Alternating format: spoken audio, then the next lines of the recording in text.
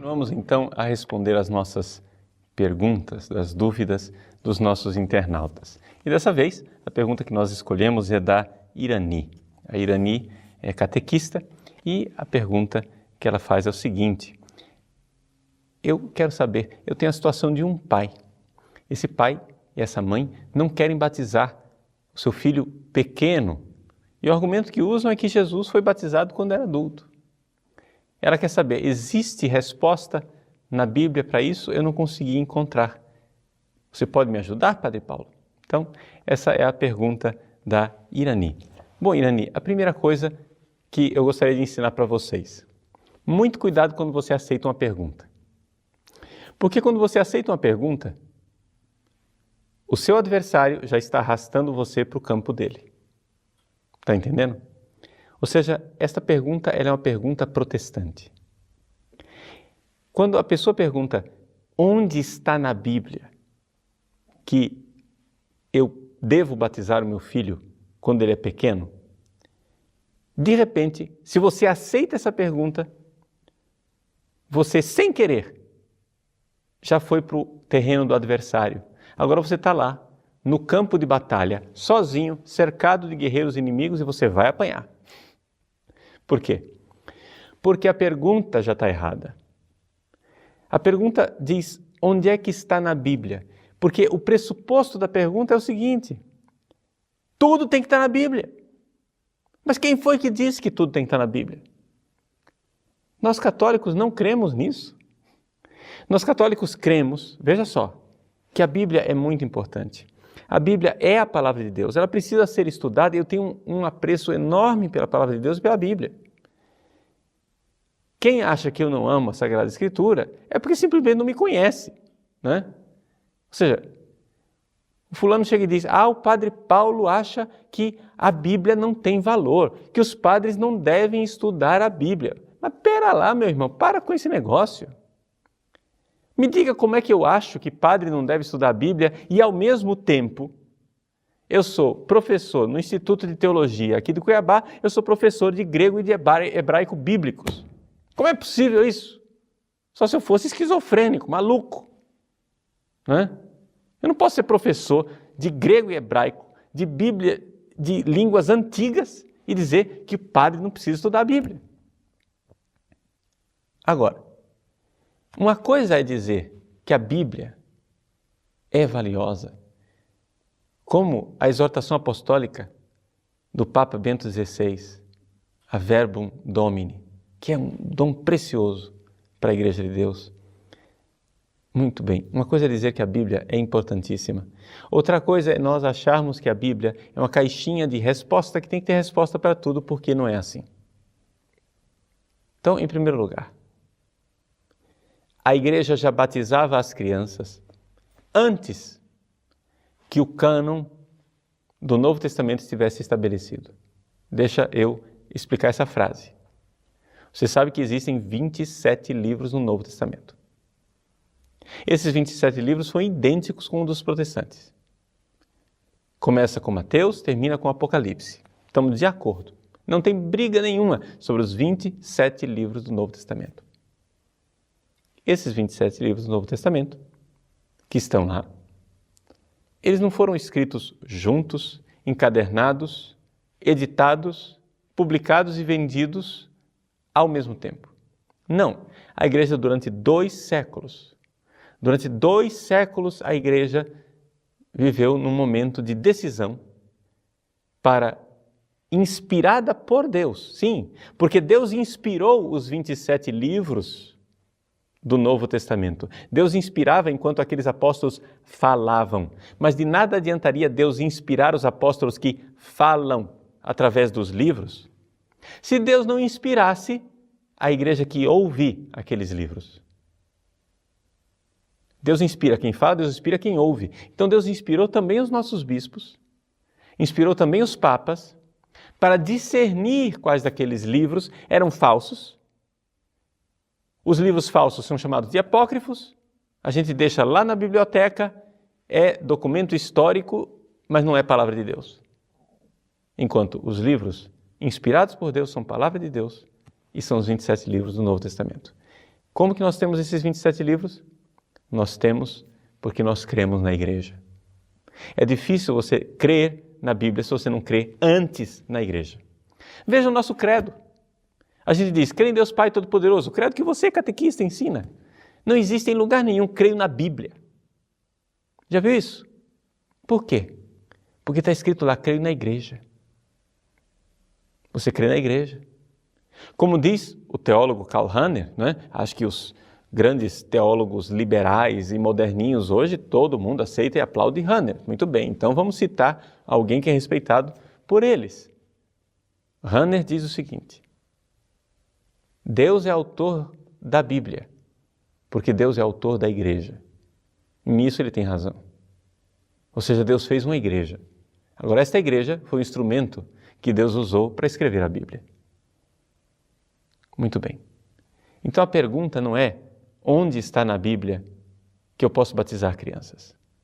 Mas a pergunta é, a igreja que Jesus deixou neste mundo batiza crianças desde sempre? Essa é a tradição da igreja? E com que fundamento a igreja batiza as crianças desde sempre? E entre os vários fundamentos, existe também um fundamento bíblico? Aí sim, nós estamos no ambiente católico. Aí a pergunta mudou de qualidade. Aí nós estamos do lado de cá. Nós não estamos aceitando os pressupostos protestantes, porque o problema é esse. Toda vez que você aceita a pergunta protestante, você aceitou um pressuposto férreo deles, que é a chamada sola scriptura de Lutero. E esse pressuposto, para nós católicos, é impossível. Não é somente a Escritura que prova as coisas, mas é a fé da igreja. A igreja que guarda esse tesouro da sua fé no depósito da fé, que está na sagrada tradição e nas sagradas Escrituras. Eis aí aquilo que é a nossa fé. Agora, respondendo bem especificamente a sua pergunta, nós podemos dizer o seguinte: já no Novo Testamento existem alguns indícios e alguns sinais de que talvez algumas crianças pudessem ter sido batizadas. Quando, por exemplo, São Paulo, nos Atos dos Apóstolos, é libertado, ele foi aprisionado em Filipos, um terremoto durante a noite o liberta, ele e Silas saem da prisão e então o carcereiro achou que os prisioneiros tinham fugido, ele vai lá e quer cometer suicídio. São Paulo diz, pare. Ele pergunta, o que eu devo fazer? São Paulo prega o evangelho, ele crê, é batizado ele e toda a sua família.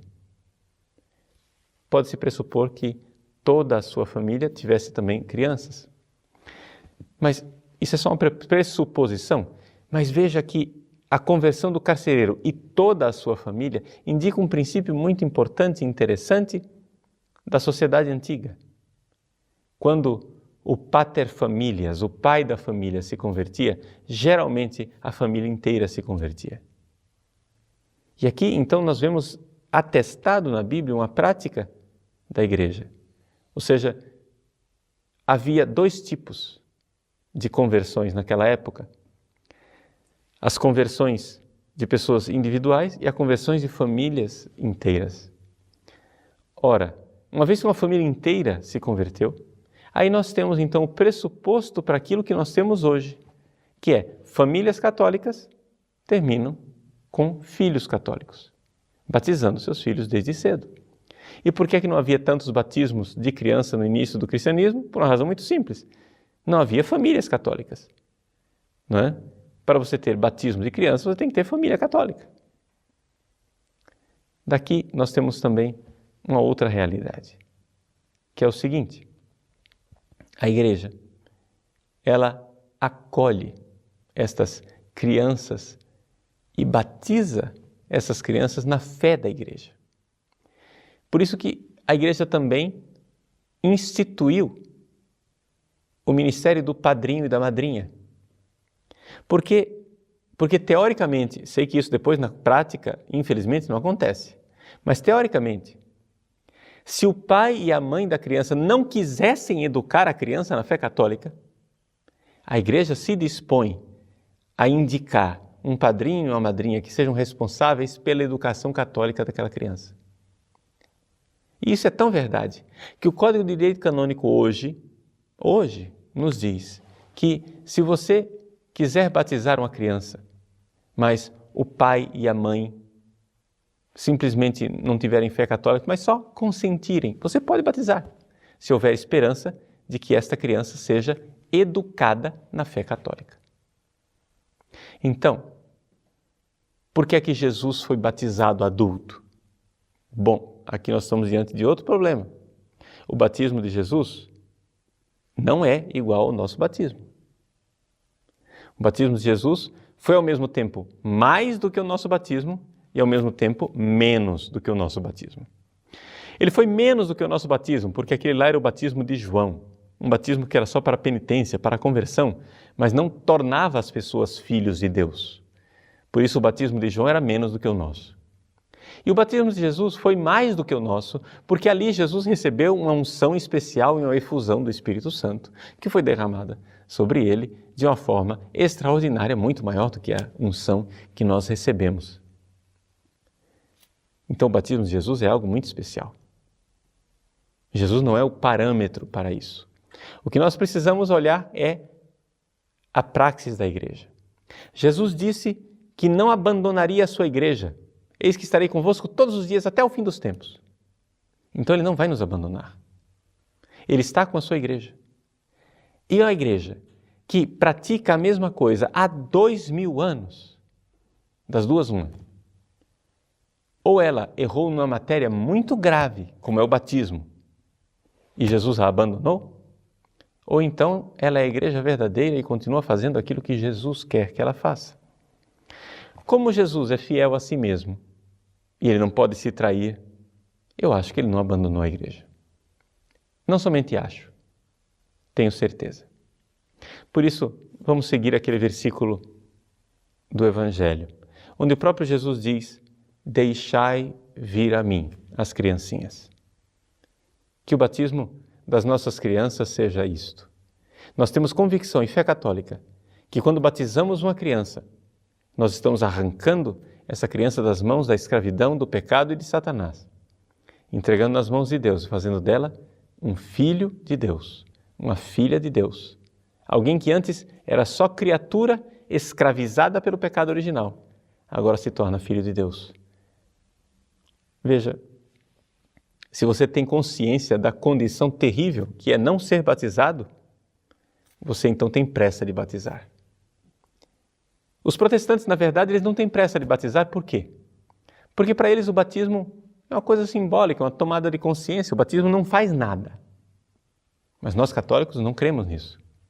Nós católicos cremos que o batismo é realmente uma intervenção de Deus que arranca aquela criatura da escravidão de Satanás e do pecado, transforma em filho de Deus, que antes ela não era, abre a porta dos céus, dá a graça para viver uma vida melhor. Se você crê nisso, você vai ter pressa de batizar seus filhos. Se você acha que o batismo é só uma cerimônia, uma ocasião para uma festinha, então é verdade. Pode esperar quanto quiser. Mas isso, certamente, não é a fé católica.